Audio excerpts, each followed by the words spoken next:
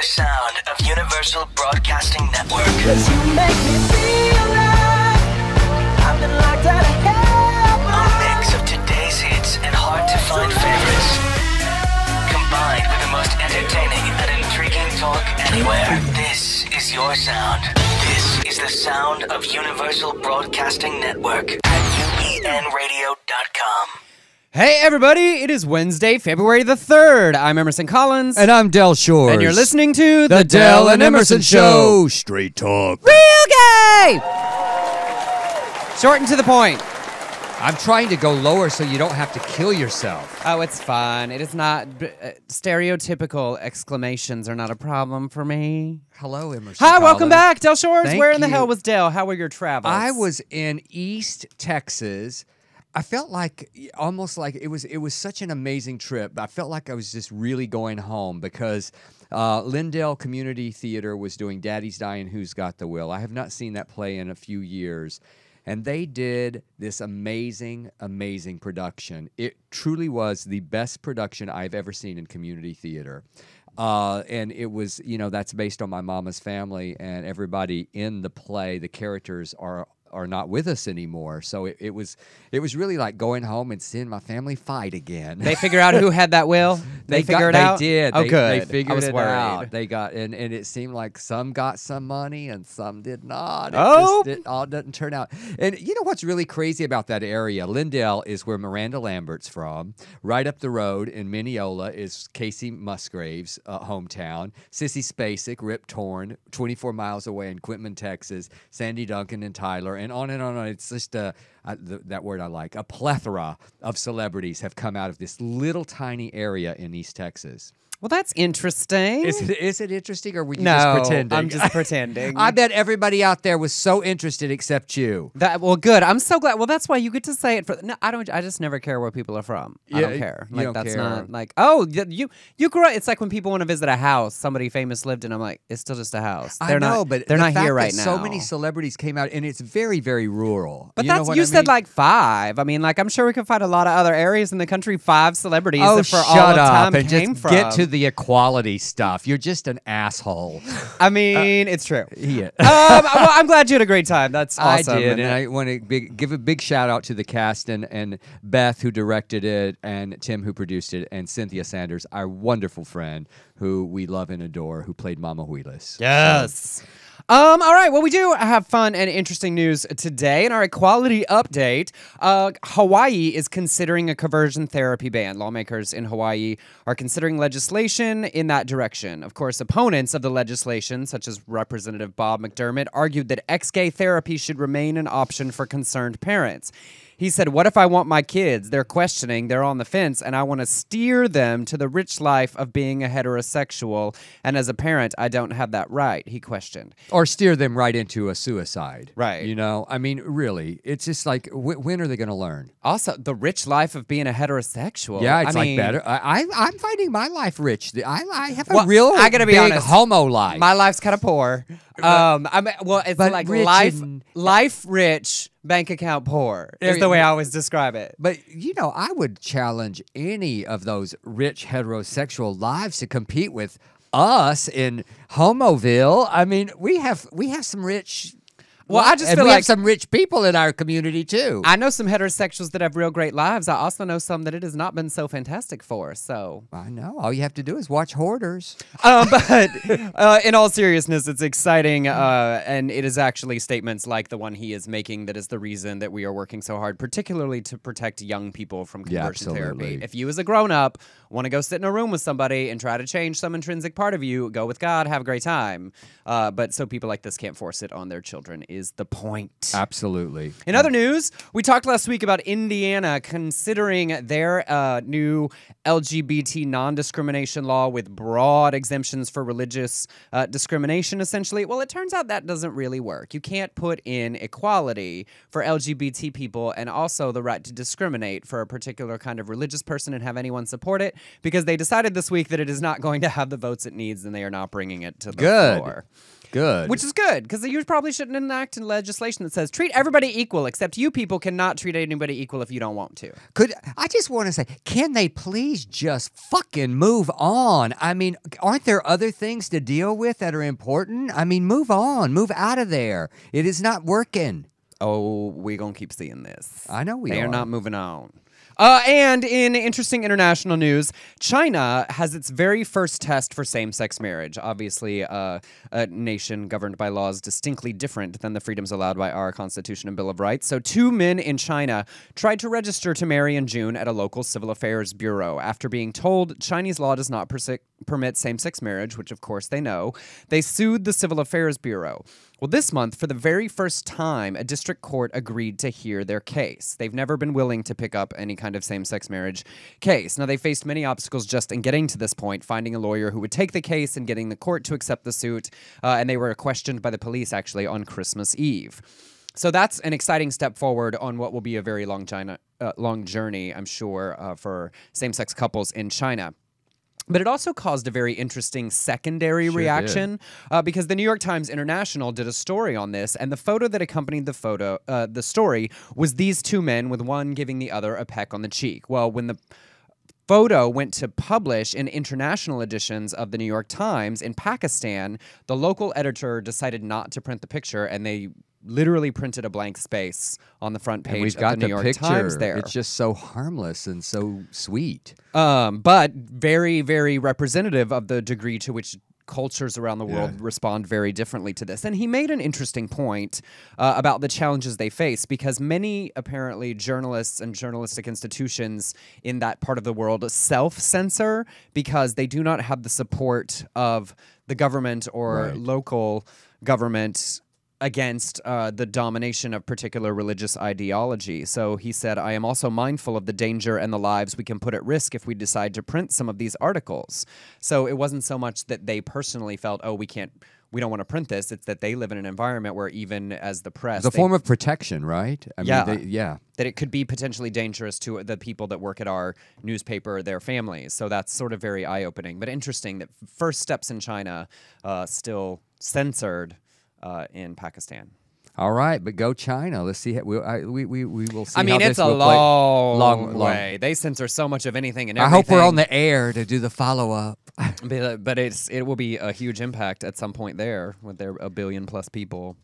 All right, well, shall we flash through the gay news? Yes, we shall. And let's start with the big... Grease is the word, it's the word, it's the word, It's the word, which you know, that song. It's the only word. That song was not in the original Broadway production. That was added to the movie. Right. Along with Hopelessly Devoted. Yes, and they were both in the Grease Live. I actually enjoyed it very much. What were your feelings? I loved it. I thought Good. from a director standpoint, from the cinematography, from the lighting design, the costume design, and the quick changes, I thought it was an amazing advancement in the ability to combine the magic of live performance with all of the things afforded by television as well. The number of sets that they used, the clear amount of effort that went into the camera choreography, it felt energetic. Just that opening number with Jessie J walking through. I mean, I was going, "Don't make a wrong turn, girl." Yes, and people in the stands. It was so exciting, just the start. And so it made it very, very high energy throughout, and sort of, I think, gave us a big leap forward in the world of live musicals. And I think that they gave a great shout out to the movie. I mean, just the costuming very similar, and I'm sure that evolved over the years on stage. But the movie has influenced that. I mean, it's like seeing, back to me, any Sorted Lives production. You see the sissy hairdo that's in the movie. But I loved all of that, and I liked Julianne. And I mean, I thought the Danny was a little old for the role, but not any older than like the movie cast or how no, often that's it's played true. on stage. That's true, absolutely. And I actually loved that they brought Barry Pearl in. Yes. And he's a very good friend of mine. I love Barry and have known him for years. And Dee Dee Conn, who was perfect casting as the role of Vi. That moment where you had Frenchie talking to Frenchie. It was so like great. Greaseception was really cute. It was really good. I wonder how many that they reached out to that didn't do it. I don't know.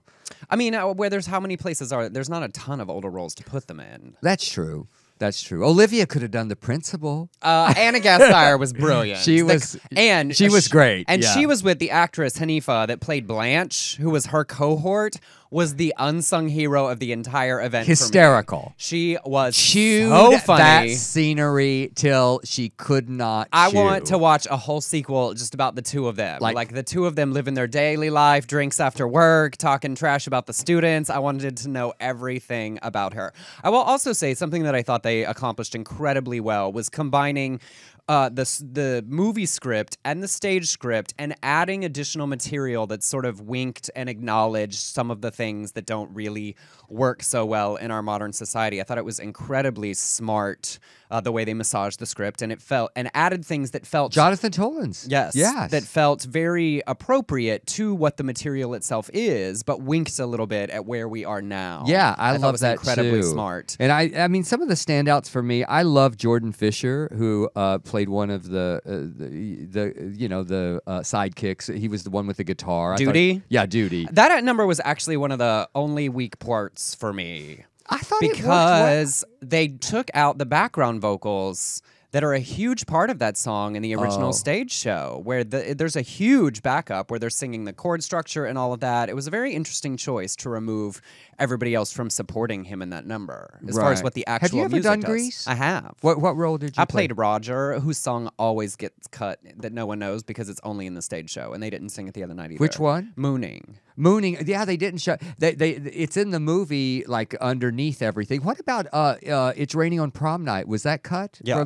I thought I was. That's one of my favorite songs. I just think it's hysterical. Love it. But I love that they kept Freddie My Love, because Keke Palmer doing Marty Maraschino the way that Whitney Houston would have played it, like the year of The Bodyguard. It felt for me like Rachel from The Bodyguard playing Marty Maraschino. That whole USO number was great. Great. Unexpected for me. I just loved it. I loved her. I don't know her. She's on Scream Queens this past season. Okay, she was age appropriate almost. I think she was the youngest. And I thought she was hilarious. I thought Carly Rae Jepsen as Frenchie was hilarious. Yes. The new song was a little weird because it didn't feel musically like the rest of the show.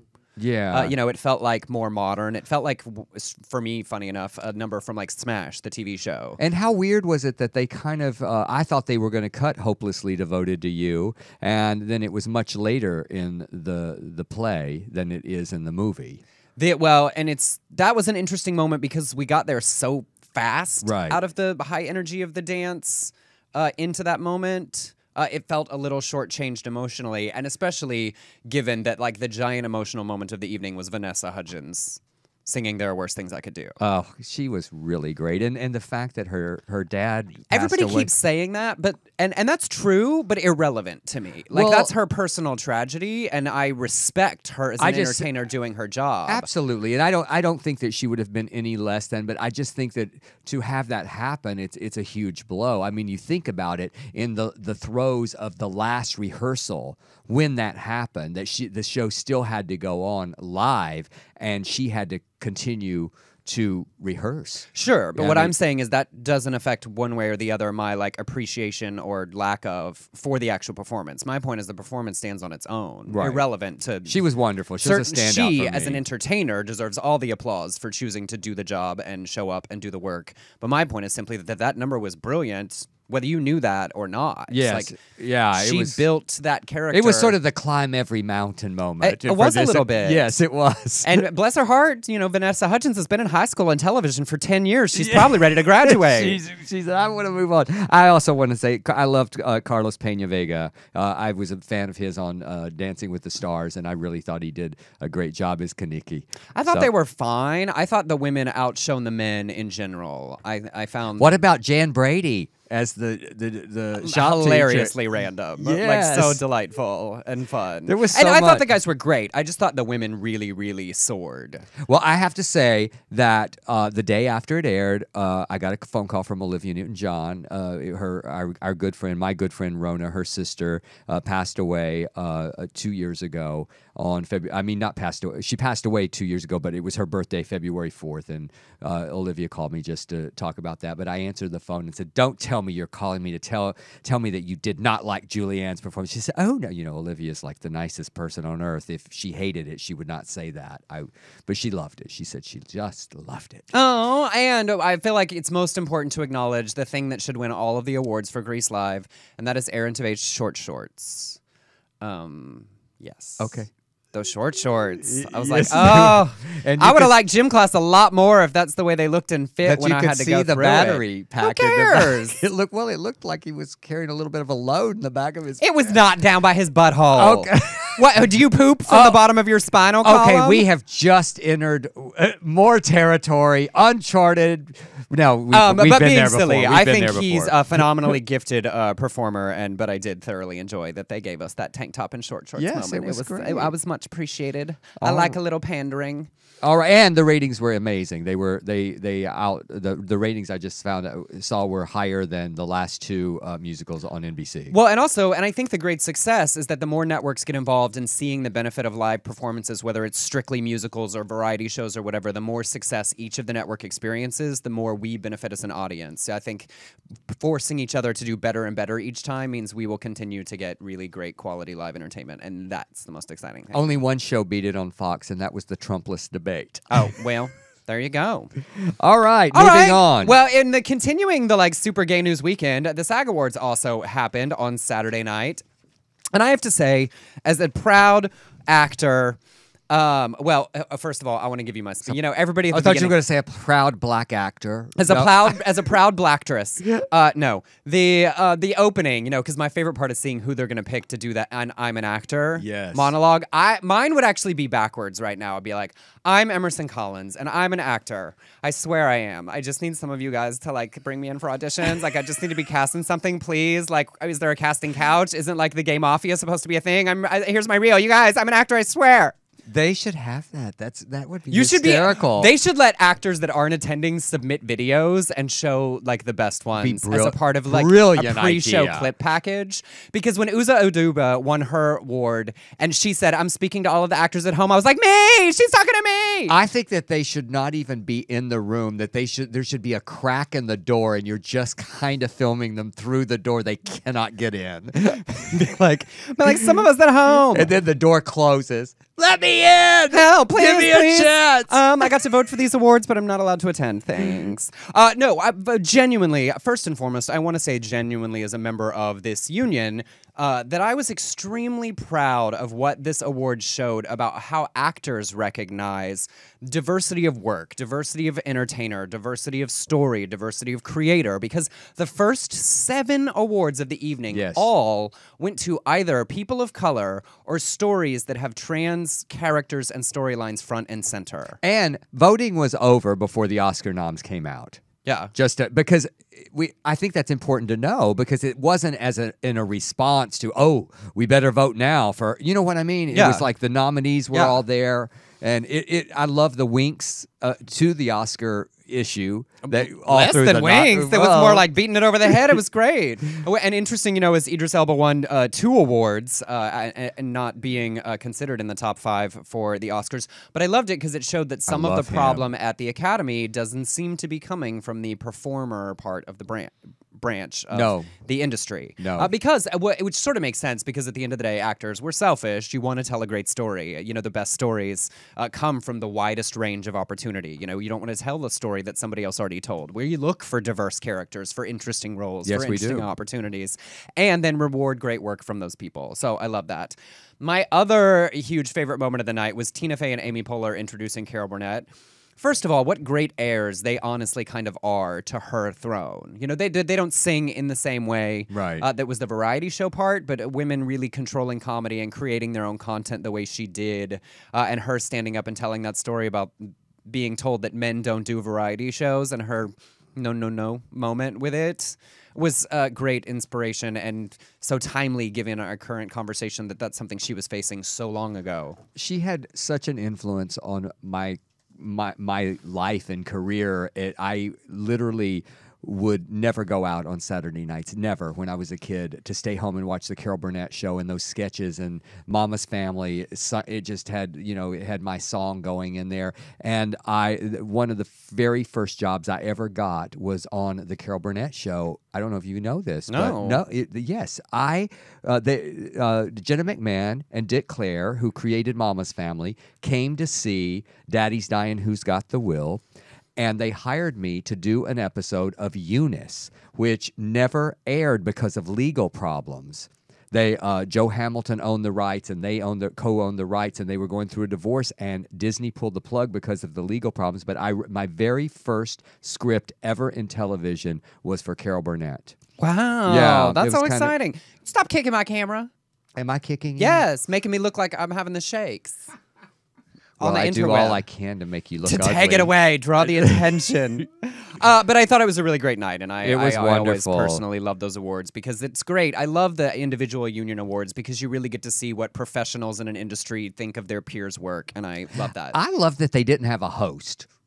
I just thought it was great the way it flowed. It just bam, bam, bam. Really, it was perfect. It was a perfect show. All right, we're flashing on. Well, Monday night, we got our first definitive results of what some people in one part of the country are thinking about what's happening in the nomination process for the 2016 election. The Iowa results came out, and of course, on the Democratic side, Hillary Clinton eked out a win over Bernie Sanders. Martin O'Malley said girl bye and quit. And on the opposite side, Ted Cruz blew it out with Donald Trump barely squeezing second out over Marco Rubio, and we have had Rand Paul, Mike Huckabee, and Rick Santorum suspend their campaigns. Well, good. I'm glad some of them, because I'm tired of the Republican clown car. I really am. I'm glad it's down to a few of the idiots. And not that few. But I love that they call it, I'm going to suspend my campaign. Suspend? Kind of the way in middle school I suspended my attempts to participate in sports ball. Yes. I hadn't picked it back up since then, but my sports balling is just suspended. By the way, I want you all, after this broadcast, to go to my Facebook because LaVonda is going to weigh in on her choice. Her thoughts. On her nomination. She's going to make an endorsement on my Facebook page. So please do that. But also, what we saw in the lead up to Iowa was a significant amount of specifically anti-LGBT pandering from a number of the Republican candidates, and we're going to run through a few of those. Yeah, well, first of all, we got Ted Cruz and carting out, I love the way you wrote it, trotted out. Phil Robertson trotted him out from Duck Dynasty. I mean, it's just like, I go, who do you want to represent you? Oh, this idiot. Let's just put him in front of the camera so he can spew some more hate towards the gays. He said, don't you understand that when a fella like me looks at the landscape and sees the depravity, the perversion, redefining marriage and telling us that marriage is not between a man and a woman, come on, Iowa, it's nonsense, it's evil, it's wicked, it's sinful, and they want us to swallow it. I love it when they use swallow in an anti-gay rant. You say we have to run this bunch out of Washington, D.C. We have to rid the earth of them. Yeah, just exterminate us, motherfucker. I mean, this is somebody that I am so worried if it's going to be Cruz, and it worries me, Emerson. I don't think he's super likely. I just can't. I mean, besides the fact that he's just, here using this man to win Iowa, to play on the religious folks, and then and also that voice. And if they do one more side shot of him where I have to see those bursted capillaries on his nose, I just can't. No, I can't. Did you see that clip of his daughter refusing to hug him? No. Stop kicking my camera. I'm sorry. You're so feisty today. You're like, what did he take? It's like, but did you see that clip of his daughter where he wants a hug and she won't give it to him? It's good. Like we are all his daughter a little bit. We don't want to hug him either. Well, further down the Republican nonsense, Ben Carson had his campaign chairman, General Robert Dees, talking last week about gay people in the military who flaunt their sexuality and saying they disrupt cohesion among the troops. When asked how serving openly like straight people provides gay people extra rights, he said, where the extra rights come in is when the gays in the military become somewhat militaristic to the detriment of unit cohesion. I think it's funny that you're talking about becoming militaristic in the military. just Yes. where the word comes from. That's yeah. He went on to say that the question to be considered in creating policy was whether they in the military flaunted and disrupt cohesion. I have so many questions about what constitutes flaunting it. I mean, are we talking about don't bedazzle your gun? Are we talking about don't fringe your camo in boa? Or do some routines Don't with wear, the gun. like- Use your twirling skills with the gun. No I mean, Louboutin boots. I mean, exactly what constitutes flaunting just it, walking. sir. Just but walking. this also, for Ben Carson, who Ted Cruz put out a bunch of shady things that made it seem like he was quitting the race. And Ben Carson said, no, he just had to go home and get some laundry. They did. They said he went home to his house because he'd been on the road and needed to change I of clothes. can't stand any of them. But when Ben Carson speaks, I just want to say, shut up, shut up, shut up. Oh my God. Oh. And finally, Donald Trump engaged in his big old bit of pandering. That's you. Yeah. Oh, that's me. Okay. Nice. Okay. So yes, he went on Chris Wallace on Fox News, and Chris asked him if he was saying it was time to move on from same-sex marriage, and Trump responded and said, "It's been ruled up. It has been there. I would be very strong on putting certain judges on the bench that I think maybe could change things, but they've got a long way to go. I wish that it was done by the state. I don't like the way they ruled. I disagree with the Supreme Court from the standpoint they should have given the state. It should be the state's right issue." He's sort of like me. He can't quite complete a sentence. It's interesting because this is his first definitive sort of veer against the LGBT community. He's sort of, mumbled around some things, and this genuinely felt like pandering to Ted Cruz type conservatives in Iowa. I got to be honest that in the extremely ridiculous things he said, I don't think he really cares on our issues. Well, he has supported gay marriage in the past. He's flip-flopped on everything. Sort of, yeah. Yeah. But this is where it becomes dangerous in the same way that he said things about so many other communities. This is him truly going for that hardcore extreme conservative base. He went to church and he read 2 Corinthians. He read the whole book of 2 Corinthians. But so all of these things from Republican candidates in the days leading up to Iowa leads to this final issue, and we've talked a lot about. I have stated previously on this show that 1 in 5 LGBT people identify as conservative or Republican. Well, the Log Cabin Republicans put out, leading up to Iowa, a 45-second ad against Hillary Clinton's record on same-sex marriage and LGBT rights, ending by saying, "Hillary Clinton, wrong on gay rights when it mattered." The ad used actual press clips of Hillary in the early 2000s saying she wouldn't support gay marriage, including a clip from a speech in the Senate floor in 2004 where she did say, "I believe that marriage is not just a bond, but a sacred bond between a man and a woman." They also used in it a clip of Bernie talking last year on Rachel Maddow about standing up when it matters. At the end of it, they had to clarify it was not a Bernie Sanders endorsement. Now, the interesting and ridiculous part of this is that, yes, Hillary Clinton said those words. She was speaking on the Senate floor against an amendment to the Constitution defining marriage as between one man and one woman. Right. So she said the terrible thing against the worst thing. Yes. And we're talking about a period of time where nearly no one, particularly in national politics, was saying anything. Nobody really thought same-sex marriage was realistic, coming soon, anything like that. They're right. She said that, but they disingenuously took the quote out of the context of her speaking against here's what really, a marriage amendment ban. I'm so pissed off at this. Well, and then they put out a press release talking about it. Log Cabin Republican President Gregory Angelo said, "Not everyone in the U.S. Senate supported marriage equality in 2004, but few took to the floor of the chamber to hammer home the point the way Hillary Clinton did. Democrats and members of the LGBT community have given Hillary Clinton a pass on past transgressions and allowed her to rewrite history of the gay rights movement." And they put out a press release today in response to the Iowa results saying Log Cabin Republicans will continue to advocate for a common sense conservative presidential nominee while ramping up our campaign to make Hillary Clinton's anti-gay past known. Go ahead and tell me who this common sense conservative presidential nominee is. Who is it? Who is it? And here's what really, it just makes me so angry because Hillary Clinton, wrong on gay rights when it mattered. Guess what? You who wrote this were wrong on gay rights when it mattered. Every one of you, Log Cabin Republicans, are wrong on gay rights because it still matters, and you're supporting people who are voting against us. Ted Cruz, the Marco Rubio, all of them. I cringe to think if they put them in the White House, they're going to try to undo what has been done. And Hillary Clinton has made it very clear that yes, she said some things in the past, but she is with us right now. So I say fuck you, log cabin Republicans. I've said fuck you for years. I am so tired of fighting for your rights while you count your fucking money. So fuck you. It's also extremely disingenuous because what it's really feeding into is that idea that Republicans really want to see Bernie Sanders get the nomination because they think he will be easier for whoever their candidate is to beat.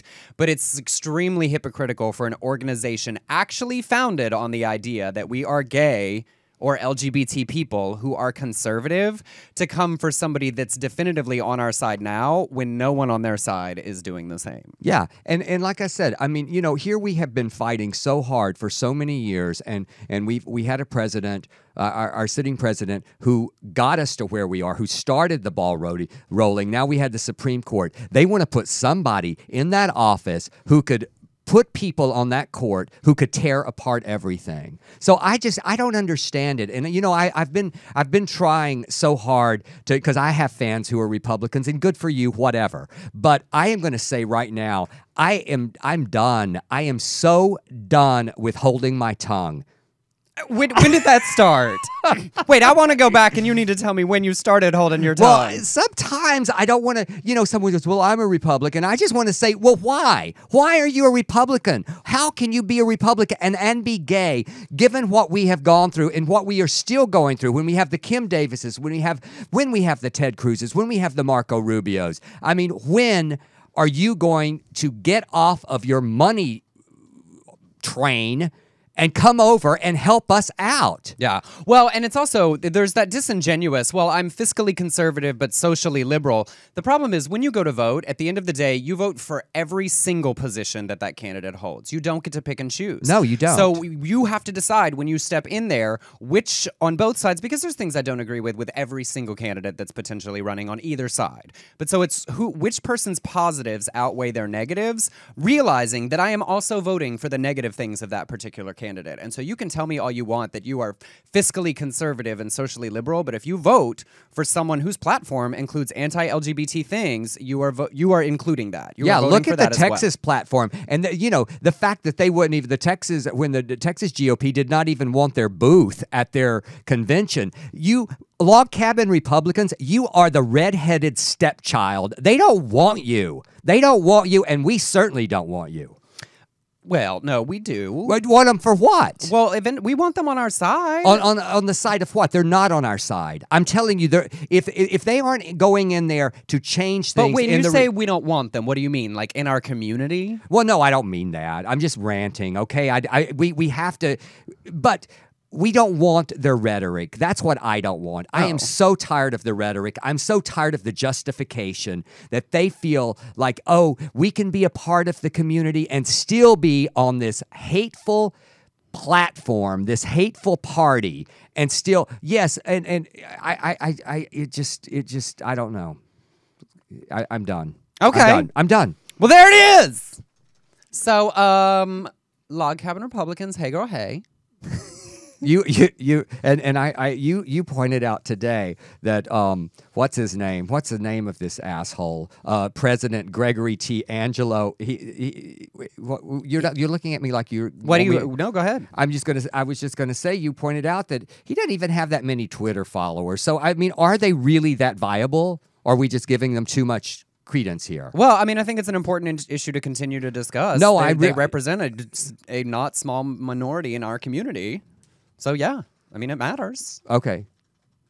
20% of our community is not a small number of people. No, it's not. But that 20% are not all a part of the log cabin Republicans either. Well, right. And they're not putting membership roles. Some of those Republicans are not putting out anti-Hillary and saying and just grasping for the reasons that you said they were, so because they think that Bernie Sanders could be defeated and she can't. Well, right. But those people who are voting are actually more important than this particular organization. Whether they're members of it or not. True.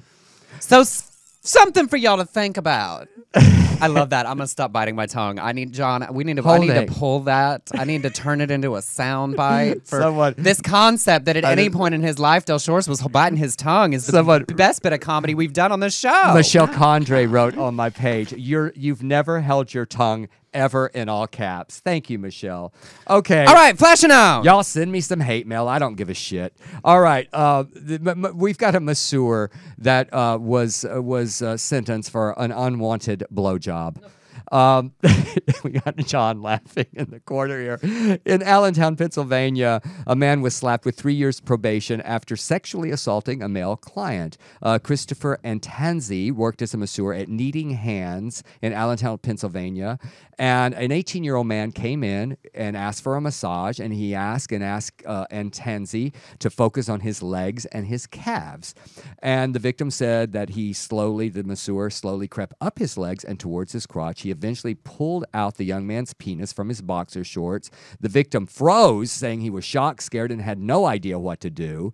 And then Antanzi, I believe that's the way you say it, performed oral sex on him, and the man jumped up, put his clothes back on, and bolted out the door. Police say that the masseur admitted to the sexual assault. He was charged with open lewdness and simple assault and has been banned from working as a masseur, sentenced to 3 years probation, and had to pay a $500 fine. I have two thoughts. One, it seems like a whole lot of people talk about wanting happy endings in their massages out in the world of getting massaged. And so I feel like if you as a masseuse want to do that, there are clients that would make it clear that that's a great thing for them. Right. I always go to I don't want you wasting the last 3 to 5 minutes of my massage doing something I can do for free myself when I get home. Please go ahead and stay up here and massaging that part I can't reach. But the second thing, the genuinely serious part of this, sentenced to 3 years of probation and pay a $500 fine. If this had involved a woman, if a male masseuse had done this to a woman, I just want, sexual assault, unwanted sexual and you know that contact. This seems kind of light, honestly, to me. And the first thing that came to my mind was did the 18-year-old in any way have an erection? Well, that happens. It doesn't necessarily mean that you, especially if you're 18, doesn't necessarily mean that you want someone to blow you. Well, and consent is consent. Absolutely. The presumption of acceptable behavior. But I know a lot of people that would have been happy to let him provide this particular service, so I should have stuck to clients that's what they wanted. Yeah, absolutely. All right. In other entertaining news, there's a new app out there now for men who want to meet other men for sex or other things who may not want to commit to labeling their sexuality. The app is called the Bro app. The creator of Bro views it as a platform for men to forge meaningful connections beyond just hooking up or NSA sex. He wants the experience to be a place where men have space to explore sexual and emotional desires without having to specifically name them. He said, Bro is a place for men who may not be sure of their sexuality or want a safe place to express it without judgment or fear. I found that by being inclusive of men that may not typically identify as gay, some critics believe the app comes off as homophobic, and that the name itself is heteronormative. In actuality, I believe it's the opposite. Our goal is to move beyond the hookup culture and be inclusive of more than just, quote, gay men. I chose the name Bro because I believe Bro is someone you can count on to be there for you. Users can choose what they are looking for. These include dates, conversations, friendship, a long-term bromance, or my personal favorite, whatever bro. Nudity is banned on the app as well. And also, you don't poke or wink, you fist bump. Fist bump. I love that it's wanting to avoid I'm not even going to talk about that. I know. That's what I mean. I love that they want to avoid the stereotypes that come with the gay label, but by indulging in a whole bunch of mask for mask stereotypes. But it's among for the people. Men who want to meet men for sex and other things. But also, by not making it about hookup, makes it feel even less it's when your feelings get involved that it starts to become you may need to identify under another label. Well, I think there's going to be a lot of gay boys signing up for this app. What's up, bro? Yeah. Hey, bro. Hey, bro. What kind of bro are you? I mean, kidding leading aside. the bros down a bad, not bad. I'm just saying bad for. Well, I think it's funny. I mean, I don't think people are, it's encouraged. I think it's great that there are, people who may not want to own a label immediately might have a place to go, but I don't see how the wider culture just won't see this as another not hetero dating app. And I guess that's more what they're going for. It's not strictly hetero as opposed to definitely gay Right. of some of the others. So I say, hey, good for you. Wherever you find somebody. What? Are we on time, or do we need to Yeah, skip go one? ahead. Okay. We've got another anti-gay Republican lawmaker in Virginia who was on Grindr. Now, this is an unusual story for me because usually we want to out them and we want to say who they are because they have gone up against us. But a Republican lawmaker in Virginia hit up a college student on Grindr recently. Then there's a website called gayrva.com, and it posted screenshots, including a clean-shaven torso. Brad Kuttner, who is the editor of the site, wrote that with the clues, he was able to identify the lawmaker, and an open letter requested his stance on several issues he voted against, including adoption, LGBT, discrimination on campus and in the workplace, and the appointment of an out judge. He said, "You voted to make it harder for same-sex couples to adopt by allowing state-funded adoption agencies to deny adoptions to people that violate their moral conscience. Even if you don't want children someday, you have made it damn near impossible for the people you are trying to sleep with to do the same here in Virginia. On a lighter note, your torso is actually not bad, and I will give you credit for staying in shape." Kuttner ended his rant explaining his decision not to out the politician, saying outing someone is not something to be taken lightly and often comes off as tacky or vengeful. The legislator we're addressing with this letter has a voting record which would make an openly gay man shake their head in disgust, but he hasn't specifically been vocal on LGBTQ issues. It's interesting, and that's why I wanted to include the story, is because they made the decision at this website not to out the lawmaker. Dan Savage went on the record saying that he thought that they should, though he didn't do it either with the information at hand.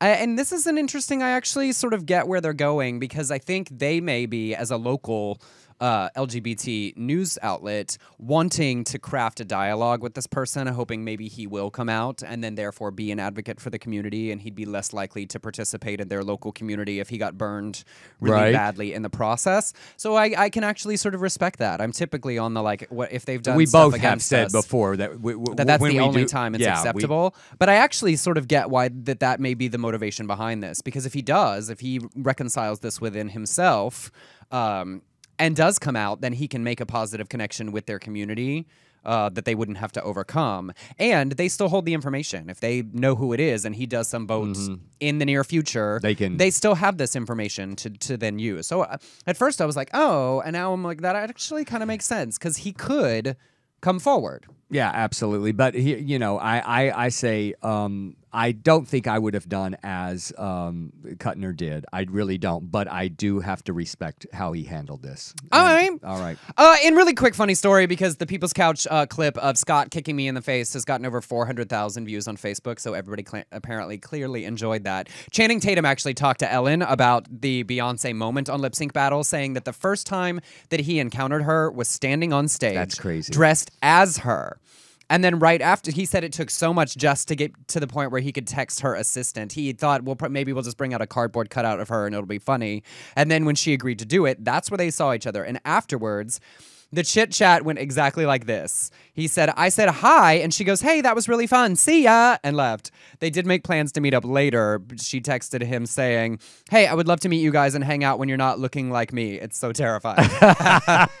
Which I loved. I did too. And then in genuinely exciting trans-cetera news for the trans community, a Department of Health and Human Services panel found for the very first time that a private insurer that provides coverage through government-funded Medicare must cover a trans person's sex reassignment surgery. Charlene Lauderdale brought the case. She is a disabled Air Force veteran covered by United Healthcare through Medicare. The decision is groundbreaking as the first clear confirmation from a government entity that transition care should be treated like other care, and specifically identifying genital surgery as being covered. It potentially affects all Medicare enrollees and could influence private insurers as well. So that's a very exciting advancement, because one of the biggest challenges for people in the trans community is the cost of specific trans-related healthcare. Absolutely. Onward and forward. To our giant checking in with crazy story. Oh my gosh, God. this pays off for like a year's worth of stories. He has today. been a star in checking One of in our with big stars. David James Manning's, the Harlem Church that we have seen. So many times talk about the semen lattes, and he it seems like that they weren't paying their mortgage. And so they owed more than $1.02 million, and the Atla Worldwide Church is going to be sold in a public foreclosure auction. And Reverend James Manning said that the foreclosure was most likely over unpaid water and sewage bills and vowed to fight the order, claiming his church tax-exempt status means he doesn't have to pay. And then the church had an April 2015 to pay the $1.02 million in creditors, and they didn't do it. So there's going to be a public auction on the 24th. And so, yes, the Ali Forney Center is a wonderful organization that serves homeless LGBT youths, and it has announced a campaign to buy the building. They state that the AFC, whose Harlem-based programs provide 50,000 meals a year to homeless LGBT youth, offers interventions such as medical and mental health care, case management, educational, and career services. They plan to use the site to provide housing for LGBT youths. They want to raise at least $200,000, and they've already raised $150,000 so far. And John's going to put in our chat room, you're going to put up the site, the link where you can donate to this and their campaign, and hashtag this Harlem No Hate.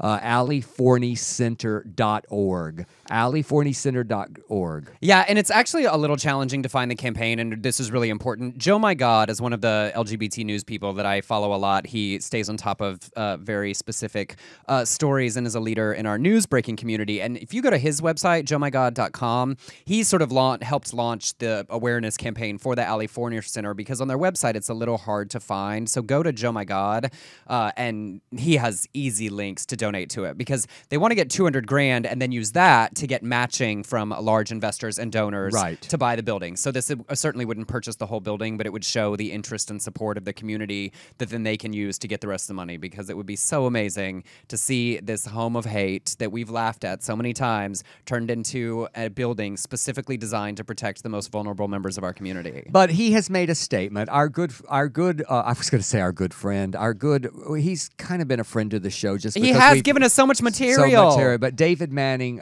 James Manning, he made this comment. Are you ready? And John's also going to put the link to the YouTube, because I cannot do him justice. But he says, the sodomites are sick as hell. This ain't no bathhouse. This ain't no fag house. This is the Lord's house. Before you can ever own this property, you will be men who are fags with testicles. Will be carrying babies in their testicles and giving birth to them through their anus. That's how impossible it is for you to get this house. Till I see you pull a baby out of your ass, you ain't gonna pull this church from underneath us. And all you fags can go to hell and do it now. It's so funny. Oh, how Christian. Because I've been joking about butt babies for so long. I'd like to look at this the other way around. If the Ali Forney Center manages to buy this building, apparently that is a sign from God that we can make butt babies. Because he said that's the only way. The only way. So, you guys, if everyone will donate to the Ali Forney Center to help them buy this building, then suddenly we can make butt babies, which would be so exciting. I'm going to give them money after we hang up. I mean, after we go off the air, I'm going to give them money. I do. I just love the sort of universal response and karmic element of this. It would be so great if this community was turned on its head and used for such an incredibly good cause by an organization that really does incredibly great work. So, and what's really sick about him, though, if you see this YouTube video, he actually makes claims that they're fags that are trying to make it into a bathhouse. He goes to that before he says what they are really trying to raise the money for. It's just making up shit. That'd be a much better use as well. Any of the above. Well, foreclosure, if it doesn't sell right away, I think that somebody ought to slip in and just have some good old gay sex right there. Right there. Right there. Uh-huh. Just christen it. So to speak. Bring some of them semen lattes from Starbucks. And watch out for those succubus demons in your bloodstream. And all right, that. Emerson. What's gay in and sports finally, ball? What's gay in sports ball? Gus Kenworthy, of course, is the Olympic athlete who came out last year. And he's been competing recently in the Aspen X Games. He won 2 silver medals. But a first thing ever happened on ESPN while he was competing. The camera and the network cut to his boyfriend, actor Matthew Wilkus, cheering him on, and they identified him on screen by name and with boyfriend underneath the name. It wasn't just a pan, and a cut to a shot. And Gus talked about it to Rolling Stone. He said, yeah, the TV boyfriend thing sounds weird, I know, but everyone I looked up to growing up, they would show their girlfriends on TV, you know, Simon Dumont's girlfriend or Tanner Hall's girlfriend or whatever. I was just kind of bummed that it was something I'd never have. And well, he has, and he's still doing extremely well in the world that he competes in, the snowboarding sports volley. I don't really know. It's They're cute. so cute. I mean, it looks like ballet on a snowboard, so that's kind of fun to me. It's artistic looking, so I like it. Maybe we should start following that. No, that's it's too much. I too mean, I watch it at complicated? like the Olympics and stuff, but I don't need to see it week in and week out. It's not tickets- like the figure skating Grand Prix, okay? Guess what I'm doing? What are you for doing? the Super Bowl? What? I'm going to see Sean Hayes. Perfect. In an act of, is it act of God? Is Yes. That yes. He's at the Mark Taper, and my friend Adam and my friend Melissa and I are going down there instead of watching the Super Bowl. Nice. And you have something else fun tomorrow Yes, night? tomorrow night I will be at Martini's above 4th, and I will be in the audience and introducing my dear friend Debbie Holiday, who is performing down there. And you please come join me and grab tickets. There are tickets still available, and we love Debbie Holiday on this show. She's an amazing artist and an Brilliant, amazing, just brilliant. amazing human being. So I'm going to go down there to San Diego. So y'all join me, and we, as always, appreciate you listening to our rants and our crazy and. And Dale's not going to bite his tongue And anymore. I know. I just want to make a Ever commitment. again. I'm going to stop censoring myself. 2016. So this show has proven I'm Live gonna in your stop. truth. Thank you, and thank you, Emerson, for just being fun to be on a show with. I look forward to this every single week, and thank you all for listening to us. We just got our ratings. We're the #1 show again on UBN, and we thank you for listening to us. We'll see you next week. Bye.